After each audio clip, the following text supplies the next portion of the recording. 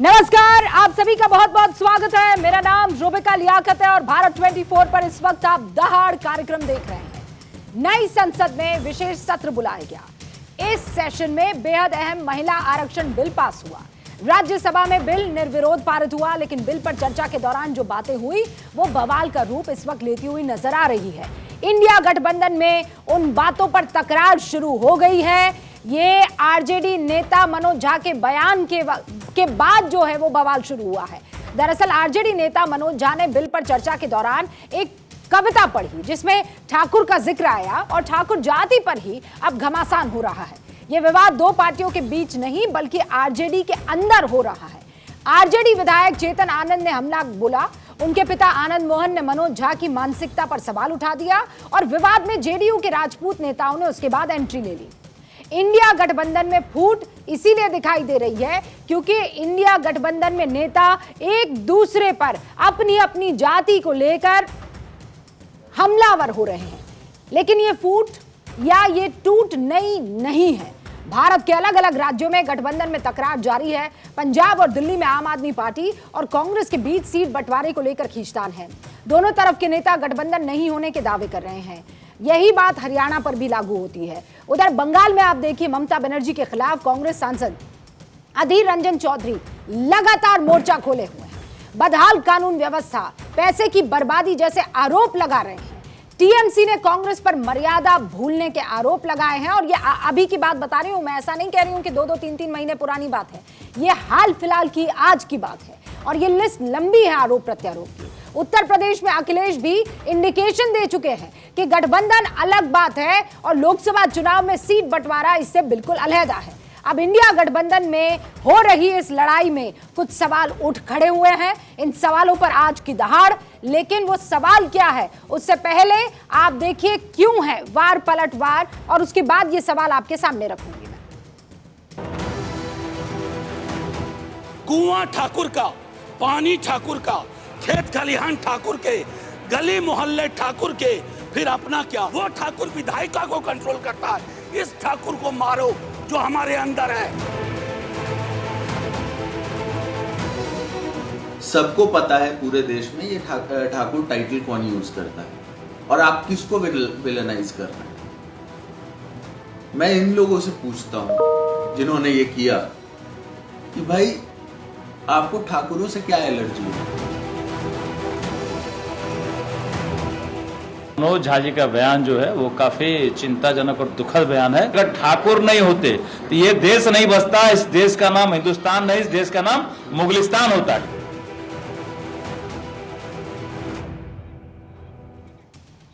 तो क्या ठाकुर ब्राह्मण पर आ गई है इंडिया की लड़ाई? क्या विपक्ष को इन मसलों का समाधान एक साथ बैठकर नहीं ढूंढना चाहिए? बड़ा सवाल। विपक्ष की आपसी लड़ाई से फायदा किसको होगा? और बंगाल, बिहार, पंजाब और दिल्ली में INDIA गठबंधन का भविष्य क्या दिख रहा है?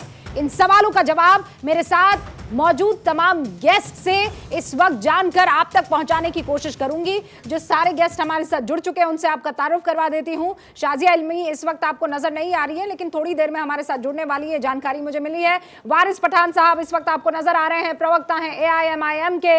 हमारे साथ धीरेन्द्र कुमार मुन्ना जी, प्रवक्ता है LJP। रामविलास पासवान गुट के, आपका भी बहुत बहुत स्वागत है।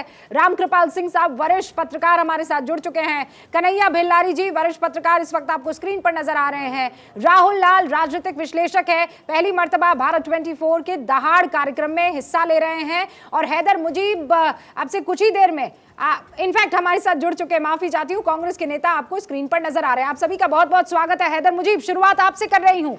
इंडिया गठबंधन में फूट है, टूट है, ठाकुर बनाम जो पिछड़ी जाति या ब्राह्मण और ठाकुर की जो लड़ाई है वो खुलकर सामने आई है और नेताओं की। इनफैक्ट देखिए, ठाकुर शब्द जो यूज़ करा है मनोज झा ने, इसके पीछे आपको जाना होगा। ठाकुर का मतलब ये है कि जो पिछले कई वर्षों से अब राज भारतीय जनता पार्टी कांग्रेस इस सरकार में कर रही है, तो उनका मतलब ये है कि ये ठाकुर ही राजनीति को आगे लेके चलेंगे। जो महंगाई पर ठाकुर का सवाल है। जो भारतीय जनता पार्टी की एक पॉलिसी रही है, किसी भी तरीके से गरीब तबके को और गरीब कर दिया जाए।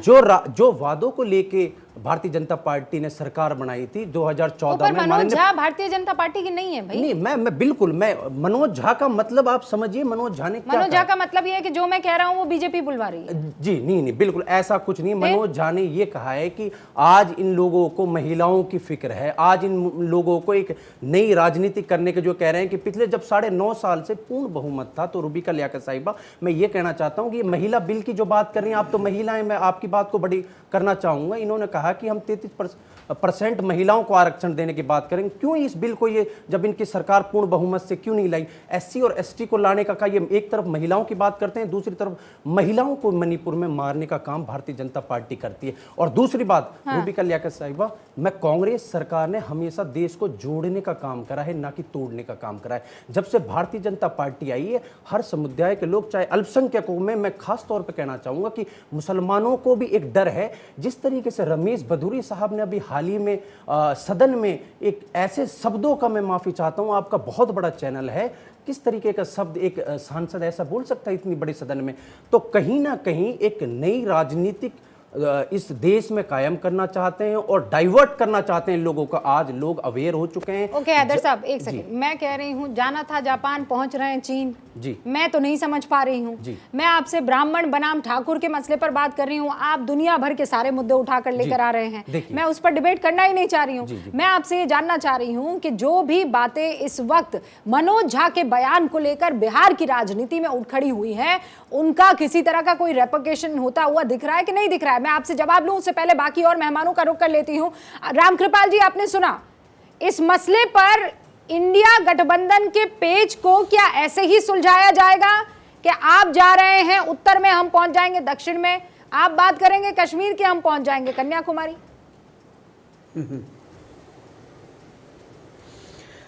रुबिका जी, इंडिया गठबंधन एक सदिच्छा थी कि हम सब इकट्ठा हों, अभी तो हो नहीं पाए हैं, अभी तो केवल एक इच्छा जाहिर की गई है और समय धीरे धीरे ख़त्म होता जा रहा है।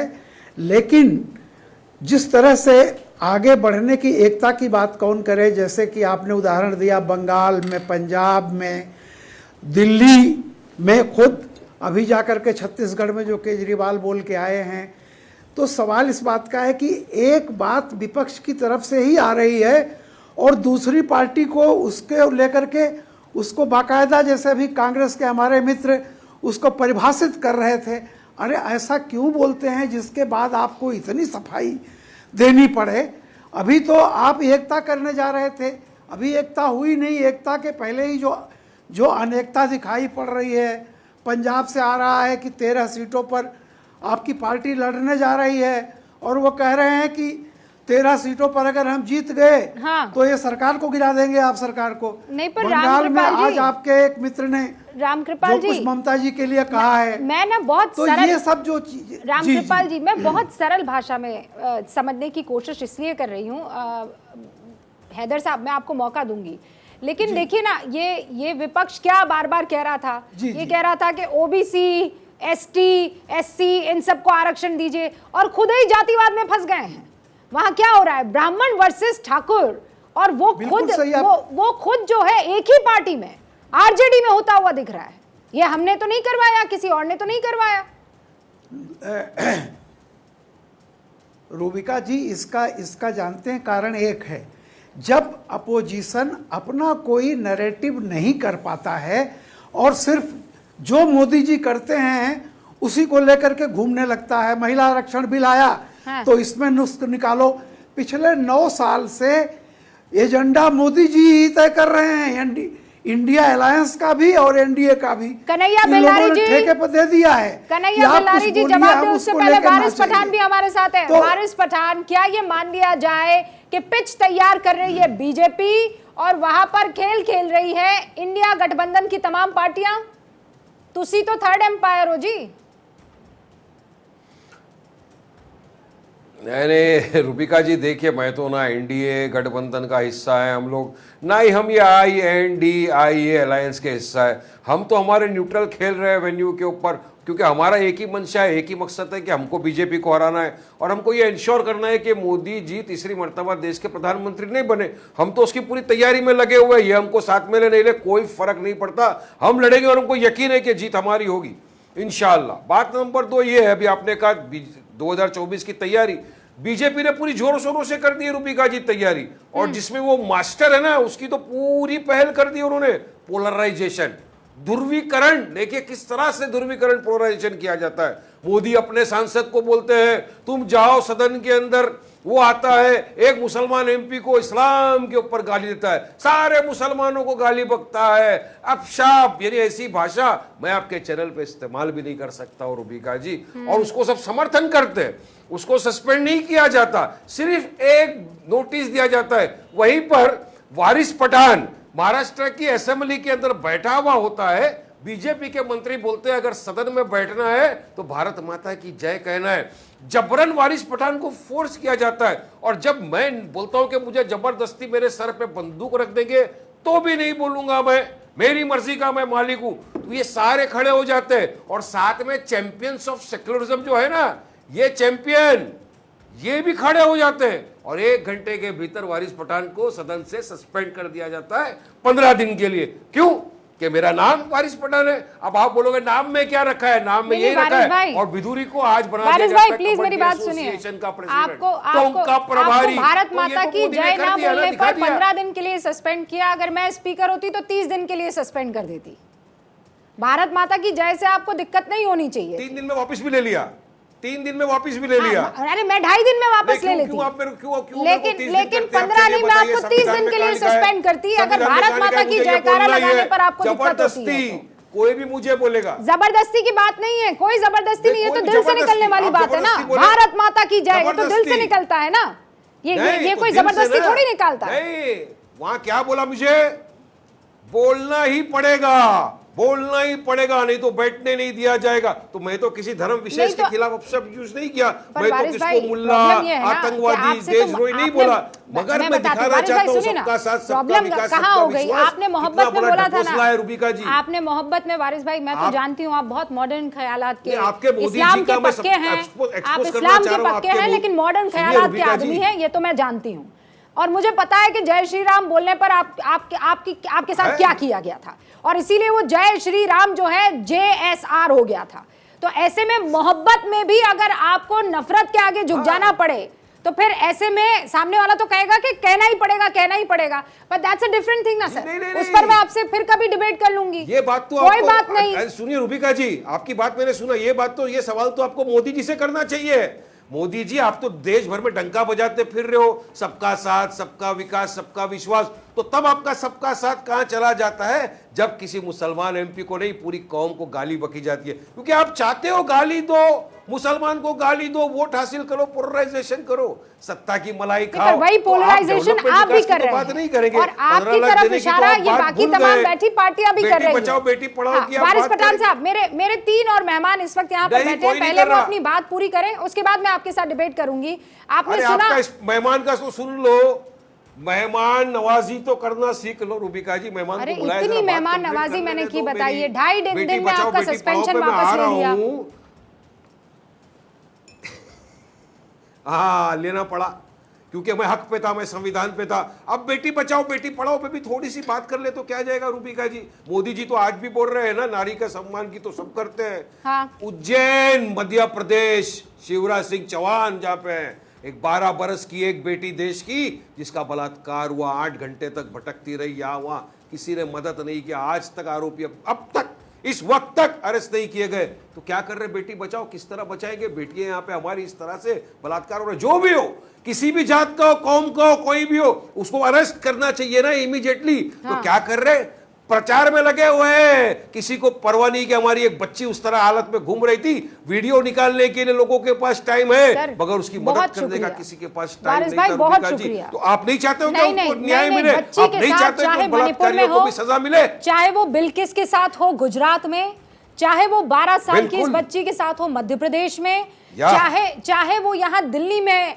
किसी बच्ची के साथ हो, किसी भी बच्ची के साथ, किसी भी महिला के साथ अगर अपराध होगा तो हम जैसों को मुंह नहीं बंद करना है, और सरकार कोई भी हो उन सब पर चाबुक चलाना ये हमारा कर्तव्य है। मैं करूंगी और मैं आपकी बात सुनूंगी, लेकिन वारिस भाई 12 साल की बच्ची का जब आप जिक्र करते हैं, हाँ आप उठाइए, ये सवाल उठाना चाहिए, लेकिन 12 साल की बच्चों का जब आप जिक्र करते हैं तो आपको ये भी पता फांसी की सजा होनी चाहिए। हैदराबाद में 12 साल की छोटी छोटी बच्चियों के साथ ऐसे खूब से केसेस आए जब बाहर से कोई शेख आया है, शादी करवा के भगा कर ले गया है, उनके लिए कितनी आवाजें बुलंद हुई हैं? वारिस भाई मुझे ये बताइए। अरे कौन कर रहा है, कौन कर रहा है, कौन कर रहा है? बताओ, डेटा बताओ, आप मेरे को डेटा बताओ, चलिए बताइए कौन कर रहा है, कब कर रहा है, तो किधर कर रहा है। हम खुद जाके सुनिए, मैं आपके सामने डेटा रख लूंगी, मैं कह रही हूँ ऐसी खूब सी खबरें आई हैं। सेट कर देते हो एक बात का। नहीं, आप ये कह रहे हैं यहाँ पर वारिस भाई कि एक बच्ची ऐसी नहीं है जिसको कोई शेख शादी करके ले गया हो, एक बच्ची ऐसी नहीं है। आज आप कह रहे हैं ताल ठोक के ये बात, नहीं तो सजा भी मिलेगी, सजा भी मिलेगी। कानून आप जानते ना सर, हो रहा है ना, ठीक है। अब इसका जवाब मैं शाजिया इल्मी से लूंगी, हमारे साथ जुड़ चुकी हैं भारतीय जनता पार्टी की प्रवक्ता, जो भी अगर इन्वॉल्व होता है। ओके, अब शाजिया इल्मी हमारे साथ जुड़ चुकी है। शाजिया, बहुत बहुत स्वागत है, पहली दफा भारत 24 में दहाड़ कार्यक्रम में आप हमारे साथ जुड़ रही हैं। इनफैक्ट मेरी सीनियर रही हैं, पत्रकार, उसके बाद एक राजनेता के तौर पर बीजेपी का मोर्चा बुलंद करते हुए। लेकिन शाजिया जी, वारिस पठान बहुत बड़े और संगीन आरोप आप पर लगा रहे हैं। वारिस पठान ये कह रहे हैं बेटी बचाओ बेटी पढ़ाओ का जिक्र करने वाली पार्टी और प्रधानमंत्री उस तरफ मुंह नहीं करते जहां उनके राज्य में बच्चियों के साथ अन्याय हो रहा होता है। वो ये कह रहे हैं कि आपको किसी कीमत पर तीसरी बार पीएम मोदी को पीएम नहीं बनने देंगे, ये वो ठान लिया है उन्होंने। देखिए, सबसे पहले तो अगर वारिस पठान जी, रूबिका जी अगर ये बात करते हैं महिलाओं की और बच्चियों की और उनकी इज्जत की, उनके सशक्तिकरण की और उनकी बेहतरी की, तो बात वाकई में शोभा नहीं देती। वो क्यों? वो ये एक पार्टी है खास तौर से, और पार्टियां भी हैं इनके साथ, लेकिन लगातार अगर उन्होंने अल्पसंख्यकों में भी अल्पसंख्यक जो कि मुस्लिम महिला है, अगर उसके खिलाफ अगर किसी पार्टी ने जमकर काम किया है, उसके खिलाफ, उसके विरोध में, उसकी बेहतरी के खिलाफ, उसकी इज्जत के खिलाफ, उसको और जलील करने के लिए अगर किसी ने काम किया है तो वो है इनकी पार्टी। तो मुझे ना तो इनकी पार्टी से जरा सी भी एग्जाम्पल बताओ किसको जलील किया हमने, चलिए बताओ, एग्जाम्पल बताओ। आपने आरोप लगाया तो एग्जाम्पल बताते चलो कि हमने इस महिला को जलील किया, चलिए बता दीजिए मेरे, मुझे खत्म करने तुमने इस महिला को चाहे लगातार हमने देखा था जब ट्रिपल तलाक का मौजू था, जब बहुत जरूरी बातें हो रही थी, जब मुस्लिम समाज के अंदर जो जिस तरह की दिक्कतें थी और जो औरतें बयान नहीं कर पा रही थी कहानी अपनी, और जो और मुस्लिम ममालिकों में था भी नहीं, वो इन्होंने उसके खिलाफ आवाज उठाई। All India Muslim personal law board के बाकायदा इनके जो लीडर है उसका मेंबर हैं, उनका क्या स्टैंड रहा है, चाहे वो शाबाना केस हो या आने वाले यूनिफॉर्म सिविल कोड पर या फिर महिला आरक्षण बिल पर। तो चाहे मुस्लिम महिला हो या फिर हमारी गैर मुस्लिम महिला हो, अगर कोई पार्टी ने लगातार महिलाओं के खिलाफ और खासतौर से मुसलमान महिलाओं के खिलाफ काम किया है, तो ये उनकी पार्टी है। मुसलमान महिलाओं के लिए अगर आरक्षण मांगा जाए तो कोई गुनाह है क्या, बताइए? सवाल का जवाब में देने कौन सा गुनाह है कर दिया है, बताइए कौन सा गुनाह कर दिया हमने, बताइए। दूसरी तरफ आप खड़े हुए, दूसरी कौन सा तरफ गुनाह कर दिया?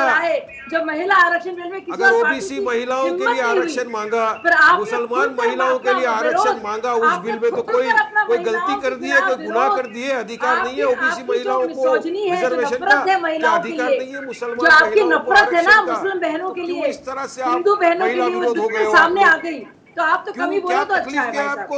वारिस भाई, आप ना बोलो, महिलाओं से क्या आपको डिफेंड करना है अपनी पार्टी का स्टैंड, आप भी हम आपकी मुसलमान मजबूरी समझ सकते हैं, आपका भी अरमान होगा कि कभी आप भी मेंबर ऑफ पार्लियामेंट बने, आप भी एमएलए बने, ना तो कोई बच्ची, ना तो कोई बच्ची, ना उसका परिवार, चाहे वो हिंदू हो, चाहे वो मुस्लिम हो, चाहे वो सिख हो। सिस्टर, आप तो बात कीजिए नहीं वारिस भाई, आप तो बात कीजिए जी। अगर मुसलमानों को रिजर्वेशन मिलता, ओबीसी महिलाओं को रिजर्वेशन सामने आकर आपने जो किया है पार्लियामेंट में, मेंबर ऑफ सबने देखा पार्लियामेंट है, बनना शायद आप कैसे आगे हो जाते हैं, मुझे यकीन नहीं आता। ऑलराइट, बड़ी हिम्मत है आपकी। वारिस भाई, शाजिया जी, आप दोनों को मैं रोक रही हूं, और शाजिया इल्मी ने जो आप पर आरोप लगाए हैं वारिस जी उसका जवाब दो, उससे पहले मेरे 3 और मेहमान यहाँ पर मौजूद है। राहुल जी, शुरुआत इस बात से, आप राजनीतिक विश्लेषक हैं, लेकिन हमें पता है कि पक्ष जो जब लेना होता है, इंक्लिनेशन होता है, वो पूरा देश देखता भी है। इस वक्त जो कुछ भी इंडिया गठबंधन में, इंडिया ब्लॉक में हो रहा है, ये आपस में लड़ाई नहीं तो और क्या है। और मेरा तो सीधा सवाल है, ये सच में 2024 की लड़ाई साथ में लड़ते दिख रहे हैं आपको? नहीं, मुझे तो दिख रहा है कि टीम अगर दो लेके टीम इंडिया और टीम एनडीए, उस दोनों में अगर हम लोग देखें तो टीम एनडीए में बड़े वहाँ पे उठापटक की बड़ी स्थिति मुझे नज़र आ रही है। उसमें सोचिए कि जब मणिपुर की घटनाएं घटी तो सबसे पहले इनके एक सहयोगी दल कुकी पीपुल्स अलायंस KPA वो इनका साथ छोड़ के गए। फिर दूसरा सहयोगी घटक दल AIDMK वो इनका साथ छोड़ के जा चुके हैं। इन्होंने फिर एक तरह से उसकी थोड़ी भरपाई की कर्नाटक के माध्यम से कि वहाँ से उन्होंने एक दल को लाया। जबकि दूसरी तरफ अगर हम लोग देखें कि जो टीम इंडिया है वो पहले 26 दलों का था समूह, फिर वो अब 28 दलों का समूह है। वहाँ पे कई तरह के वैचारिक मतभेद जरूर दिख रहे हैं, लेकिन वो वैचारिक मतभेद क्या इस स्तर पे हैं कि जिसको कि सुलझाया नहीं जा सकता है। अभी जैसे मान लीजिए कि अभी हम लोग चर्चा कर रहे थे मनोज झा के बयान के ऊपर। भाई मनोज झा जी ने एक जो है कि एक कवि जी के एक सुप्रसिद्ध हिंदी साहित्य के एक बयान को उन्होंने कोट किया। अब उसको उस पार्टी के अंदर कुछ लोगों ने उसको जातिगत टिप्पणी मान के जो है कि वो वाली स्थिति बना दी कि ब्राह्मण बनाम ठाकुर की स्थिति। लेकिन जो पूरा का पूरा वो पोएम है उसमें वहां पे ठाकुर का मतलब वो नहीं है। तो हमें लग रहा है कि जब उस मीनिंग को समझाया जाएगा तो वो स्थितियां नहीं रहेंगी। उल्टे मैं जो देख पा रहा हूँ कि टीम इंडिया जो है कि फिर कांग्रेस ने जो एक पिच बनाई है कर्नाटक के बाद से, तो आज वो पिच एक बिल्कुल अलग लेवल पे वो पिच जा रही है। राहुल गांधी ने बिल्कुल स्पष्ट कर दिया है, सर्वधर्म समभाव के मुद्दे, आर्थिक मामले, वो वही मामले हर तरफ दिख रहे हैं। तो वो अपने पिच पे भारतीय जनता पार्टी को अपने पिच पे नैरेटिव नाम की भी तो चीज होती है ना। मैंने आपके विश्लेषण को बहुत अच्छे से सुना, मैं समझ भी गई हूँ। आप कह रहे हैं कि इन लोगों का कुनबा घटता चला जा रहा है, लेकिन इनको तो कुनबे की जरूरत भी नहीं है। ये तो ये कह रहे हैं कि 303 तो हम यूं ही ले आते हैं, ये तो हम सबका साथ सबका विकास में विश्वास रखते हैं इसलिए साथ लिए चल रहे हैं। आप वाले केस में जितने आए हैं उतना अपना ईगो संग लेकर आए हैं, कैसे चलेगा भाई? देखिए अब देखिए, अगर इनको पहले तो हम लोग सुन रहे थे कि भाई भारतीय जनता पार्टी अकेले काफी है, एक अकेले सब पे भारी, ये नैरेटिव भी चलाया जा रहा था। फिर अचानक से जब एनडीए की बैठक कब हो रही थी आखिरी बार, वो हम लोगों के चर्चा में ध्यान में नहीं है। जब टीम इंडिया की बैठक हुई तब एनडीए की बैठक हुई अचानक से, और 38 दलों की घोषणा कर दी गई। ये लोग कॉपी कैट है। धीरेन्द्र मुन्ना जी, एक सेकंड। राहुल जी, धीरेन्द्र मुन्ना जी, सुना आपने? पिच ये तैयार कर रहे हैं, आप उस पर खेल कूद कर रहे हैं। अभी आपने पूरा विस्तृत जानकारी दिया है रुबिका जी। सबसे पहले तो आपको नमस्कार। नमस्ते सर। मैं सबको सुन रहा था, वारिस जी की बात को भी जवाब देना चाहता हूं मैं। उन्होंने बहुत कुछ बोला था महिलाओं के लिए और बच्ची के लिए। कहीं पर भी बच्चियों के साथ ऐसा होता है, महिलाओं के साथ होता है, वो हम लोग सभी को शर्मसार करता है। बिहार की भी एक घटना घटी है कल, दलित महिला के ऊपर में उनको नग्न करके और पेशाब किया गया उसके ऊपर में ये नहीं बोलेंगे। और क्यों नहीं बोलेंगे? और ये तो पूरे महिला कौम का ही इन्होंने अपमान किया सदन में। फिर मुस्लिम महिला और हिंदू महिला मैं नहीं जानता हूँ, सारी हमारी बहनें हैं, और सबों के लिए जब इन्होंने नहीं खड़ा होने का काम किया है, आज ये कौन सा मुंह लेके आ रहे हैं कि यहाँ पर ये हो रहा और वो हो रहा, मणिपुर की बात कर रहे हैं। इनका कोई एथिक्स नहीं है, ना ये हिंदू की बात कर सकते हैं, ना ये मुसलमान की बात कर सकते हैं। ये सिर्फ और सिर्फ अपना दुकान चलाना चाहते हैं। मोहब्बत की दुकान है, न इनकी नफरत की दुकान है। ये सिर्फ अपने लिए जीते हैं। हाँ। अब रह गई कि यहाँ पर इंडिया और एनडीए गठबंधन की बात कर रहे हैं। हाँ। ये तो देख लीजिए ना, एक बयान अभी आया है ठाकुर वर्सेस ब्राह्मण का। एक्चुअली में देखिए ये क्या है ना, ये तोड़ने की साजिश है जो 1990 के दशक में आदरणीय लालू प्रसाद जी ने किया था। हाँ। कि पिछड़ा अति पिछड़ा और ये फॉरवर्ड, ये बांटने की, एक हिंदुओं को खंडित करने की भारतीय जनता पार्टी एनडीए के साथ जो लोग बहुसंख्यक जुड़े हुए हैं उसको खंडित करने की एक सोची समझी साजिश नहीं हो सकती है। ओके, कन्हैया बेलारी जी, एक 10 सेकंड अच्छा 10 सेकंड नीतीश कुमार जी के साथ बढ़ती दूरियां, लालू प्रसाद जी और नीतीश कुमार जी की बढ़ती दूरियों के चलते अपने पुराने एजेंडे पे आरजेडी लौटती हुई दिख रही है। आरजेडी, ओके धीरेन्द्र जी 10 सेकंड हो गए आपके। कन्हैया बेलारी जी, ये लालू प्रसाद यादव की कोई साजिश रच रही है, लग रही है, ये कह रहे हैं धीरेन्द्र कुमार मुन्ना। हमको तो ऐसा, हम तो पटना में हैं और हल्का फुल्का पॉलिटिक्स तो हम भी समझते हैं। क्या लालू प्रसाद यादव की और क्या वहाँ पर राजद में क्या हंगामा है, क्या है? मनोज झा ने जो कहा वो क्या उन्होंने ऐसा कह दिया ओम प्रकाश वाल्मीकि की कविता को उन्होंने पढ़ दिया। ओम प्रकाश के तो ठाकुर अंदर तो सबके हैं, हम तो इंसिडेंटली कहिए उसकी फॉर्म से आते हैं। आज भी हम लोग गांव में जाते हैं और किसी ठाकुर का मतलब क्या होता है? घाटी पर बैठे हुए, आप चुप रहिए, हमको बोलने दीजिए। घाटी पर बैठे हुए तो अंदर से ठाकुर जो है एकदम हिलोरा लेके हाई कैसे बैठा हुआ है, बैठे हुए घाटी पर तो होता ही है। तो उन्होंने उसको कहा कि उसको निकालिए, वो जो अंदर ठाकुर है, जो फ्यूडल मानसिकता जो अंदर बैठी हुई है उसको निकालिए। और राजद में आनंद मोहन जी तो राजद में है नहीं, उनके पुत्र जो है राजद के एमएलए है, उन्होंने अपनी आपत्ति जाहिर की है, इसलिए उसमें जेडीयू तो अपने को किनारे कर लिया है। नहीं पर सर ये तो आप बहुत बायस्ड हो रहे हैं ना, आप बहुत बायस्ड हो रहे हैं ना कन्हैया जी। अंदर ठाकुर बैठा है, अरे अंदर तो कोई और जात का भी हो सकता है ना, ठाकुर ही क्यों? आपने सारे ठाकुरों को एक ही कलर में कैसे रंग दिया सर? अरे पूरी फिल्म में ठाकुर को ही विलेन बनाया जाता है, क्यों बनाया? अरे वो तो फिल्म वाले जाने ना, आप कोई फिल्म निर्माता थोड़ी है, आप तो पत्रकार हैं। फिल्म में तो सब कुछ जो है सर, फिल्म में सब कुछ असली नहीं होता है। आप तो पत्रकार है, आप कोई फिल्म थोड़ी बना रहे हैं कि ठाकुर को विलन बनाएंगे। काहे बनाएंगे ठाकुर को विलन? वही तो मैं कह रहा हूँ, अभी भी रहता है, उसी को कहा क्या मनोज झा ने गलत कह दिया। लेकिन भाजपा के लोग जो है जो मुद्दों की तलाश है, परसों दिन था कि नीतीश कुमार जो है राज्यपाल के लिए आवेदन किया है भाजपा को, उसके पहले था कि वो केंद्र में मंत्री भी बनना चाहते, मुद्दों की तलाश है। नहीं कन्हैया बेलारी जी, आपके दिल को कन्हैया बेलारी जी मुझे पता है आपके दिल को ऐसे चोट नहीं पहुंचेगी। ऐसा करते हैं, मनोज झा की जगह मनोज तिवारी को ला खड़ा कर देते हैं ये पोयम पढ़वाने के लिए, कविता पढ़वाने के लिए। अब आप ये फर्ज कीजिए कि मनोज तिवारी ने ये कविता पढ़ी है, अब इस पर जरा बयान दीजिए। अरे बिदुड़ी ने तो पढ़िया दिया है कविता, उससे तो बड़का कविता पढ़ दिया। देखा, अब बिदुड़ी आ गए, वहां क्यों जा रहे हैं? मैं कह रही हूँ मनोज तिवारी ने ये कविता पढ़ी है, अब उस पर एनालाइज करके बताइए ना, ठीक ही पढ़ी ना? मनोज तिवारी ने अगर ये कविता पढ़ी तो ठीक ही पढ़ी ना? अगर इस कविता को मनोज तिवारी भी पढ़ते हैं तो सही पढ़ते हैं, साथ उनके। ठीक है रामकृपाल जी, ओके राहुल, मैं केवल एक चीज ये कहूंगा कि देखिए उस कविता में जो ठाकुर शब्द का प्रयोग है वो सशक्त के लिए है। वहां पे सशक्त और वंचित वो दो हिस्से को उसमें दिखाया जा रहा है। वहां पे किसी भी रूप में वो आप अगर उसको सघन रूप से हम लोग देखें साहित्य के भाषा में तो उसको कहीं पे उसको जाति के रूप में नहीं देखा जा सकता। उसको तो जातिगत रूप से उसे देखना वो हमें लग रहा है कि भारतीय आरजेडी के लोगों को जरूर जो है कि वो समझाना चाहिए और थोड़ा अपने पार्टी के लोगों को थोड़ा साहित्य का ज्ञान भी प्रदान करना चाहिए। उसकी कमी है, इस कारण से यह विवाद उत्पन्न हुआ है। कवि कहना क्या चाह रहे हैं शाजिया इल्मी, आप समझे ना? कवि कहना क्या चाह रहे हैं समझ में आया ना? और कितना सही, देखिए नहीं मुझे बड़े अफसोस की बात है रूबिका जी, क्या संदर्भ था और क्या उन्होंने बना दिया। कविता का मतलब यही सारी है, कविता में यही मतलब बताया गया है खास तौर से। और आप ये जरूर कह रहे हैं कि मेरे अंदर का भी ठाकुर है, लेकिन शब्द तो ठाकुर आपने इस्तेमाल किया।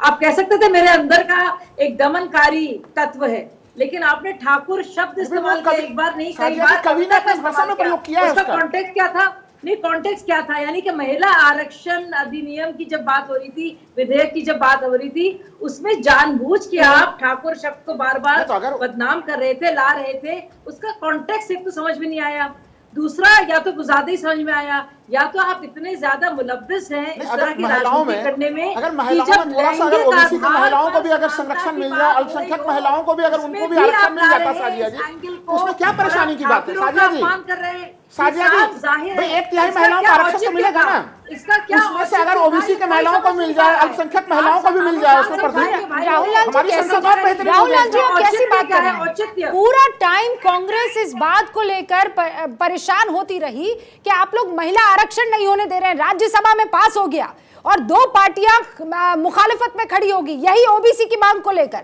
और बार बार कांग्रेस ये आरोप लगाती रही कि आप लोग इसमें चेंजेस चाहते हैं, बाद में कर लीजिएगा, शुरुआत तो कहीं हो।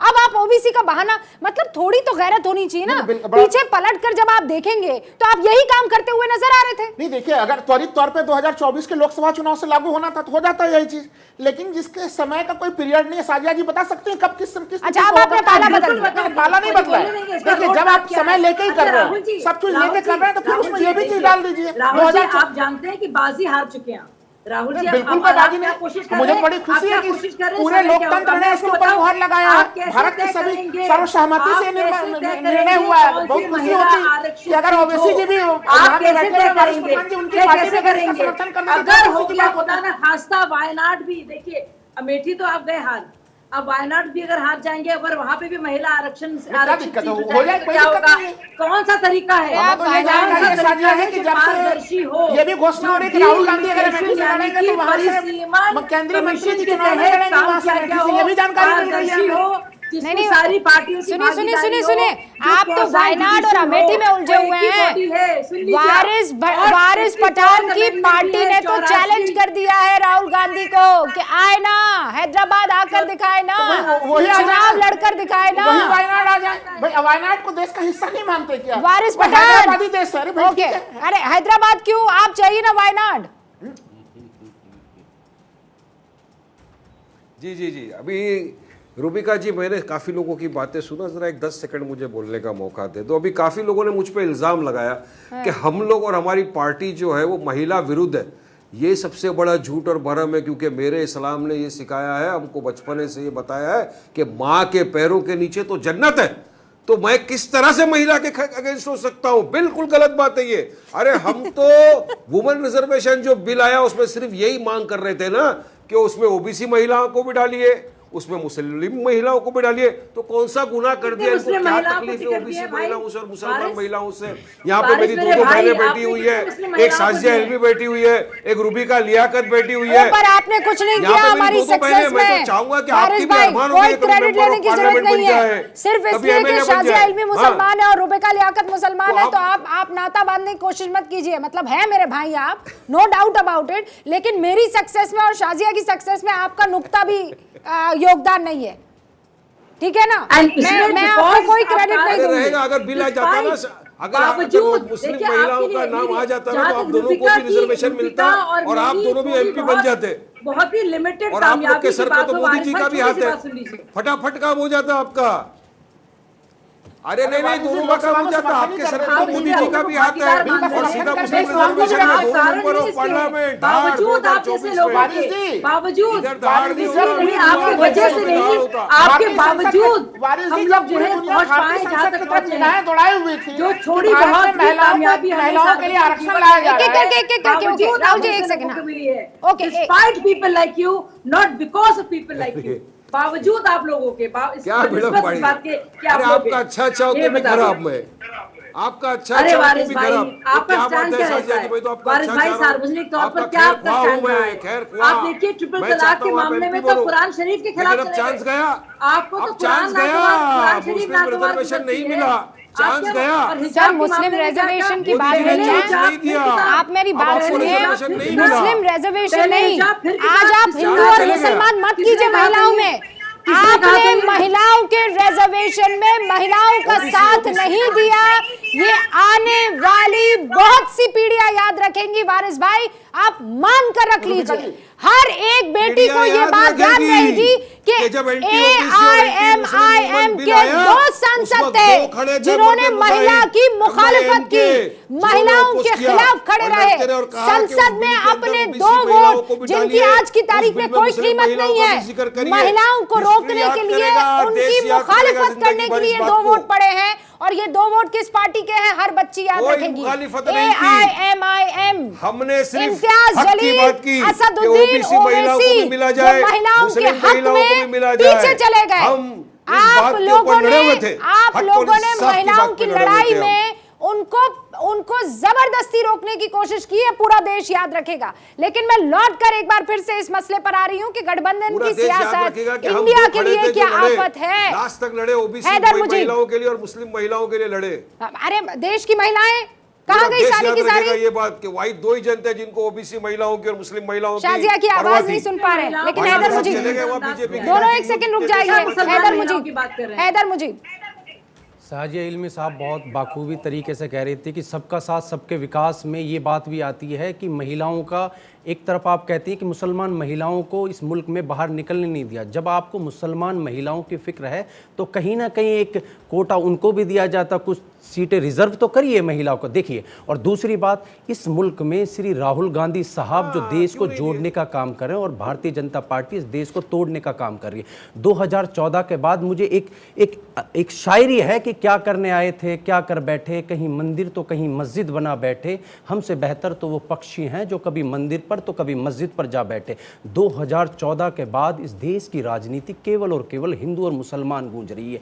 आपने क्या करा? भारतीय जनता पार्टी हरियाणा में, जहां मेवात में सदियों से दंगा नहीं हुआ, वहां किस तरीके से दंगा कराने का काम किन लोगों ने करा, आप बाखूबी जा। और दूसरी बात सुनिए, राहुल गांधी मेरे नेता हैं और आने वाले इंशाअल्लाह ताला भावी प्रधानमंत्री भी होंगे इस मुल्क के। कंवर दानिश साहब को जब गलत वर्ड यूज करे गए ऐसी सदन में जहां से देश चलता है, तो राहुल गांधी उनको गले लगने के लिए कंवर दानिश अली के पास गया था। साजिया इल्मी साहब, मैं आपसे कहना चाहता हूँ, मुल्क के युवा, मुल्क की महिलाएं, आज स्मृति ईरानी साहब कहा करती थी कि सबको दे रही हूँ। हैदर साहब, आपको मेवात में वहां पर जिस तरीके के दंगे हुए हैं और बिदुड़ी जी को लेकर शाजिया इल्मी को जवाब तो देना ही होगा, क्योंकि यहाँ पर जिस तरीके की भाषा का उन्होंने उपयोग किया है, कोई समझदार आदमी, कोई भी लोकतंत्र के नियमों में, उसूलों पर यकीन रखने वाला आदमी बिदुड़ी के उस बयान को, और मैं उसे कहूंगी कड़े शब्दों में बदतमीजी को बर्दाश्त नहीं करेगा। मैं सांसदों के खिलाफ, कुर्सी पर बैठे लोगों के खिलाफ ऐसे आपत्तिजनक शब्दों का इस्तेमाल नहीं करती हूं, लेकिन ये बाकायदा बदतमीजी थी शाजिया इल्मी, और इसको बार बार आप लोगों को इसका जवाब देना होगा। आप लोगों ने क्यों बिदुड़ी को और प्रमोट कर दिया? शर्मिंदगी महसूस होती है, मुझे एक शर्मिंदगी महसूस होती है। मुझे लगता है बहुत गलत चीज और एक मर्यादा को लांघ कर जो बात कही है रमेश बिदुरी जी ने, बहुत गलत उन्होंने किया। मैं बिल्कुल भी उसके साथ सहमत नहीं हूँ किसी भी तरह से। लेकिन अगर आप देखेंगे हमारी पार्टी का जो रवैया रहा है, खास तौर से अगर हमारे जितने भी वेलफेयर किसी भी तरह से किसी भी मुसलमान के साथ न्यायिक तौर पर किसी भी तरह का भेदभाव नहीं होने देना चाहिए, और जो कहा गया है वो गलत है। नहीं, मैं बिल्कुल उसके लेकिन हारिस पठान कोई सवाल पूछ रहे हैं आपसे, वो कह रहे हैं जितना गालियां दोगे उतना प्रमोशन होगा। हाँ रामकृपाल जी, कोई नहीं हो रहा प्रमोशन। अरे कबड्डी एसोसिएशन का प्रेसिडेंट बना दिए, टोंक का प्रभारी बना दिए, और क्या नहीं चाहिए? क्या चाहिए उसको? सब तो दे दिया गाली बकने के लिए। कारण बताओ, को गाली बको, प्रमोशन पाओ। मोदी जी का नया अरे शाजिया इल्मी रुकिए एक सेकंड,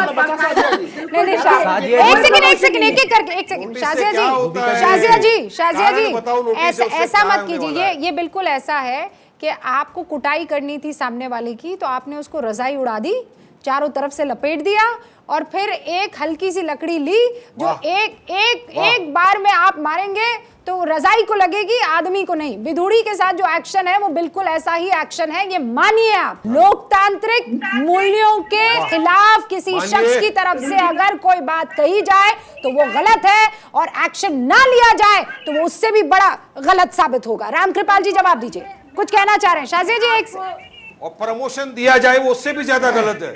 ये कोई प्रमोशन नहीं, मैंने ये कोई प्रमोशन नहीं। मैं तो मुझे तो समय ही नहीं मिला। हाँ, मैं तो आपके मूल सवाल पर, मैं तो आपके हेलो, हाँ बोलिए सर जी। रूबिका जी, आपका आज का मूल प्रश्न जो था वो इंडिया और एनडीए को लेकर के जो कुछ चल रहा उस पर था, तो मैं उस पर कुछ कहने वाला था, लेकिन चूंकि समय ही नहीं रहा। अभी कांग्रेसी मित्र ने एक बात कही थी कि राहुल जी यानी कांग्रेस जोड़ने का काम कर रही है। मैं मानता हूँ, लेकिन एक नूर जी की एक लाइन है कि इतने हिस्सों में बट गया हूँ मैं, मेरे हिस्से में कुछ बचा ही नहीं। कांग्रेस जो है आज की तारीख में जो जहाँ ये INDIA जो बन रहा था, हाँ। जिस तरह के हालात हो रहे हैं, मुझे नहीं लगता है कि कांग्रेस के हिस्से में कुछ आने वाला है। ओके, मैं तो इसी सवाल से सर, मैं इसी सवाल के जवाब से खत्म कर रही हूँ। एक एक लाइन में लाइन इनफैक्ट वर्ड में मुझे जवाब दीजिएगा। कांग्रेस के हिस्से में कुछ आता हुआ दिख रहा है हैदर साहब, हाँ कि ना? कांग्रेस के हिस्से में पूर्ण तरीके से राहुल गांधी जी की सदारत में इंडिया गठबंधन इस देश में नई हुकूमत कायम करेगा। कुछ आ रहा है कि नहीं? मैं तो भी देख रहा हूं कि जो चार कम से कम जो कि राजस्थान, छत्तीसगढ़, मध्य प्रदेश, तेलंगाना, ये चार राज्यों में कांग्रेस इतनी मजबूत उपस्थिति दर्ज कराएगी, और रामकृपाल जी उसके बाद करेंगे। कांग्रेस के हिस्से कुछ आ रहा है कि नहीं? क्यों नहीं आ रहा है? तो प्रशांत किशोर ने भी प्रेडिक्शन किया है कि 3 स्टेट्स में जो है भाजपा हार रही है, जो आप जानते हैं प्रशांत सर किशोर मुझे के आप बारे इतने में। पसंद है ना, मेरे सवाल को इतनी चालाकी से इधर उधर, मैं विधानसभा में पूछ ही नहीं रही हूँ, मैं तो लोकसभा का पूछ रही हूँ, आप विधानसभा का कह रहे हैं। अरे तो आप लोकसभा का बता रही है कि इंडिया में इतना झगड़ा है, उत्तर प्रदेश में बेचारे पियर धोती लेकर के घूम रहे हैं, मंत्री नहीं बन रहे हैं। अरे सर सुनिए ना, आपकी और मेरी अगर 6 बजे, आपकी और मेरी अगर 6 बजे के प्रोग्राम में नहीं पट रही है तो 9 बजे में तो बिल्कुल नहीं पटेगी ना, है ना? तो मैं कह रही हूँ कि 6 बजे में जब नहीं पट रही है, यानी विधानसभा में अगर नहीं पट रही है तो 9 बजे के कार्यक्रम में, यानी लोकसभा में कैसे पटेगी? कहाँ झगड़ा है इन लोगों में? नहीं है झगड़ा। वारिस भाई, कांग्रेस के हिस्से कुछ आ रहा है कि नहीं? आम आदमी पार्टी और सपा कह रहे हैं कि हम भी अपने कैंडिडेट